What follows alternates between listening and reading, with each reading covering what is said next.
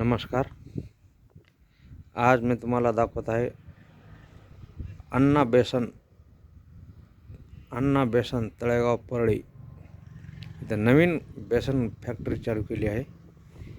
तर बेसन कशा पद्धतीनं बनवता जात आहे, एकदम खात्रीशीर बेसन, मिलावट नाही, काय नाही, आणि 10-10 महिने 4-4 महिने करून ठेवलेलं नाही, ताजं बेसन.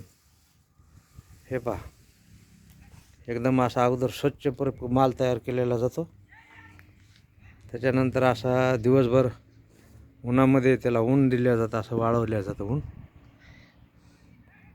असं कडक उन्हामध्ये वाळवल्याच्या नंतर असा एकदम कडक माल वाळतो.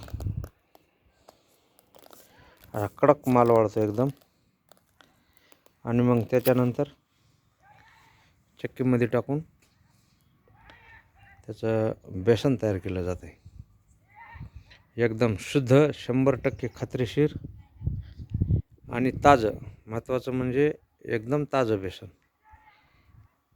दिवाळीसाठी लाडू, बुंदी, चक्की, फाफडा काही पण बनवा.